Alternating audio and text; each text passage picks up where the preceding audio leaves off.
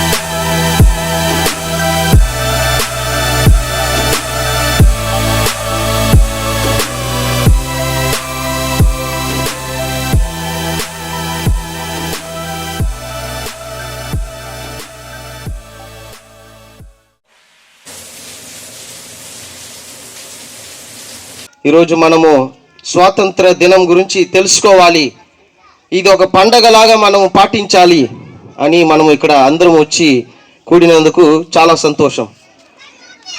కొన్ని మాటలు మాత్రం నేను మాట్లాడి ముగించాలని అనుకుంటున్నాను.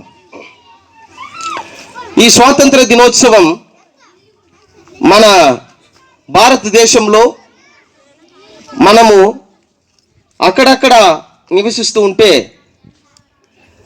పిల్లలందరూ గమనించాలి, ఈ బ్రిటిష్ వాళ్ళు ఏం చేశారంటే మొట్టమొదటగా ఈస్ట్ ఇండియన్ కంపెనీ అని వ్యాపారం కోసం వచ్చారు. ఎందుకు వచ్చారండి? ఇక్కడ వ్యాపారం కోసం మన భారతదేశానికి వచ్చారు. అలా భారతదేశానికి వచ్చి వ్యాపారం చేయడం, ఇక్కడ ఉన్నటువంటి మన వనరులను, ఇక్కడ ఉన్నటువంటి ప్రతి ఒక్క విలువైన వస్తువులను వాళ్ళు ఏం చేశారంటే వాళ్ళ దేశానికి ఎత్తుకెళ్ళిపోయారు. ఇక్కడ మన తల్లిదండ్రులు, మన అక్క చెల్లి, మన కుటుంబము పేదరికంలోనే ఉండేవాళ్ళు అన్నమాట. కానీ ఇక్కడ ఉన్నటువంటి వనరులన్నిటినీ కూడా వాళ్ళ దేశాలకు పోర్చుగీసులు, యూరోపియన్లు ఇలా కొన్ని దేశం నుంచి వచ్చి మన భారతదేశాన్ని వారు పాలించారు. మనం కష్టపడాము, మనం కష్టపడి ఈ వనరులన్నిటినీ కూడా వాళ్ళు ఏం చేశారంటే వాళ్ళ దేశానికి తీసుకెళ్ళి అభివృద్ధి పొందారు, వాళ్ళు అభివృద్ధి పొందారు.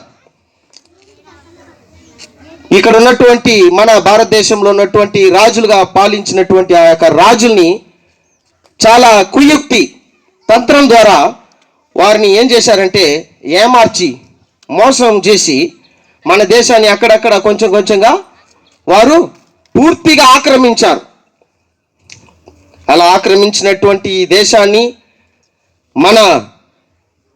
మన హక్కు కోసము, మన యొక్క స్వాతంత్ర దినం ఈరోజు జాతీయ పతాకాన్ని మనం ఎగరవేస్తున్నామంటే అది ఎవరు కారణం అంటే డాక్టర్ బిఆర్ అంబేద్కర్. అందరం చప్పట్లు కొడదాం ఒకసారి. డాక్టర్ బిఆర్ అంబేద్కర్ కూడా మనలాగే చాలా కష్టపడినటువంటి ఒక వ్యక్తి. మనమైతే డబ్బులు లేకుండా కష్టపడతాం, మనకు ఓటు వేసే హక్కు ఉంది ఈరోజు. ఎందుకంటే మనకు స్వాతంత్రం దొరికింది కాబట్టి, 78 సంవత్సరాలు అయింది కాబట్టి. కానీ ఆ కష్టకాలంలోనే అంటరానితనం ఉన్నప్పుడే ఆ అంబేద్కర్ గారిని ఏం చేశారంటే, మీలాగా చిన్నపిల్లలు ఇప్పుడు మీరు చదువుకుంటున్నారు బడిలో, అందరూ బడులకు పోతున్నారా? బడులకు పోతున్నారా? పెద్దవాళ్ళు మీరందరూ కూడా పిల్లల్ని బడులకు పంపించాలి. ఈరోజు ఒక పూట మనం పనికి తీసుకొని పోతే 100 రూపాయలు దొరుకుతుంది, 200 రూపాయలు దొరుకుతుంది. ఎందుకురా నువ్వు బడికి పోతావు అని మనం ఏ రోజు కూడా చెప్పకూడదు. వాళ్ళని బడికి పంపించి వాళ్ళని బాగా చదువు నేర్పించాలి, చదువు నేర్చుకోవాలి వాళ్ళు. ఎందుకంటే మన ఇండ్లు ఉంది, ఈరోజు చూడండి ఇక్కడ ఉన్న ఇండ్లంతా చూడండి, పూరి ఇల్లు ఉంది, కొన్ని సిమెంట్ రాళ్ళతో కట్టిన ఇల్లు ఉంది. ఇవన్నీ కూడా ఒకరోజు ఏమైపోతుంది, అంతమైపోతుంది. మన దగ్గర ఉండే డబ్బులు ఈరోజు ఉంటుంది, రేపు లేకుండా పోతుంది. కానీ పిల్లవాడు అమ్మాయి చదివినటువంటి చదువును మాత్రము ఎవరు తీసుకోలేరు. వాళ్ళు చదివే ఆ చదువు మాత్రమే వాళ్ళకి జ్ఞానాన్ని కల్పిస్తుంది. వాళ్ళు చదివే చదువు మాత్రమే ప్రశ్నించాలి అనే ప్రశ్న వాళ్ళకి కలుగుతుంది. ఈరోజు మనకు ఎంతమందికి తెలుసు డాక్టర్ అంబేద్కర్ రాసినటువంటి చట్టము మనకు ఏమి హక్కు ఉంది, మనము ఏమి అడిగి తీసుకోవాలని మనకు చాలామందికి తెలియదు. మనం ఏం చేస్తాము, అయ్యా కొంచెం ఇవ్వండి స్వామియే అట్లేదా అడుగుతాము. కానీ అంబేద్కర్ ఏం చేసినాడంటే మనకు సమాన హక్కు కల్పించాడు. అదే మన బ్లెస్సింగ్ హ్యాండ్స్ అసోసియేషన్ యొక్క మోటో కూడా అదే, లవ్, ఎడ్యుకేట్, ఈక్వాలిటీ. మనం మొట్టమొదటిగా ప్రేమించాలి. మనం ప్రేమించి మంచి ఎడ్యుకేషన్, విద్యను అందించాలి. విద్యను అందించితే చాలు మనం అందరం సమానత్వం అయిపోతాం.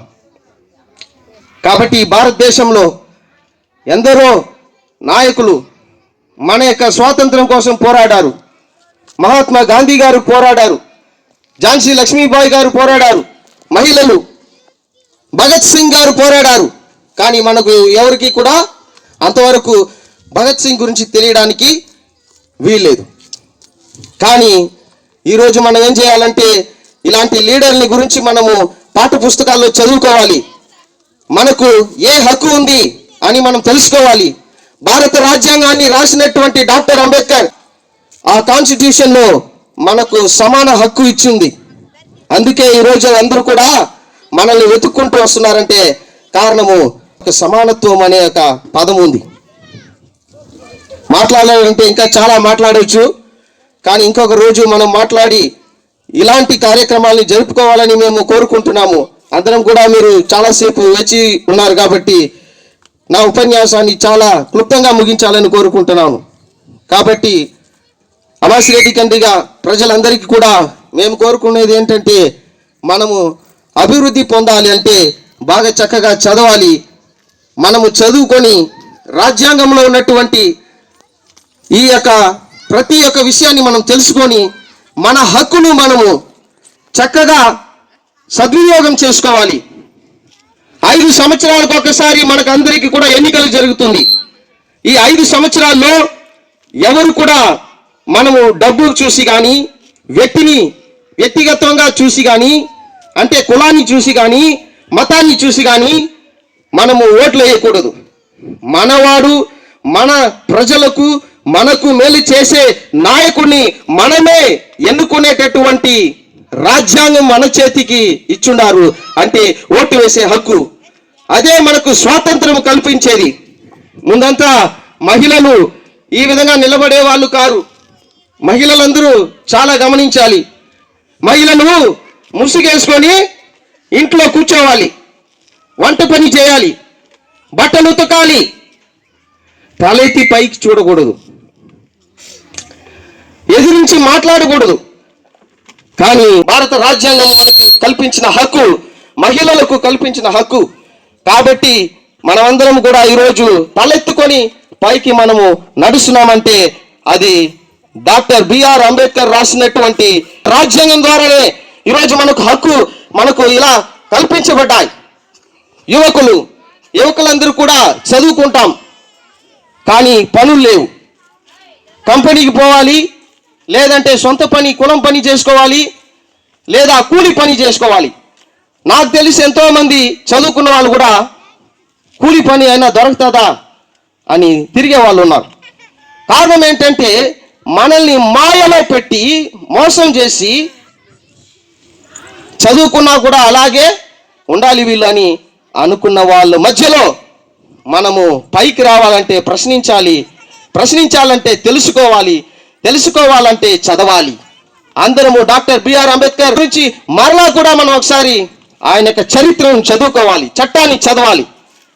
ఇవన్నీ మనం చేసి మన భారతదేశంలో మంచి కలెక్టర్లుగా, డాక్టర్లుగా, టీచర్లుగా, లాయర్లుగా, మన రాష్ట్రానికి ముఖ్యమంత్రులుగా కూడా కాబోయేటటువంటి వాళ్ళు ఇక్కడ కూర్చున్నారు. వాళ్ళు అనుకుంటే అవలేరా? అవుతారు. కాబట్టి పిల్లలందరూ కూడా మీరు చక్కగా చదవాలి, చెడు అలవాటుకు పాల్పడకూడదు. మంచినే మనము ఏం చేయాలి? పాటిస్తారా? అందరూ చేతులు పైకెత్తి చెప్పండి, పాటిస్తారా? వెరీ గుడ్, చాలా సంతోషము.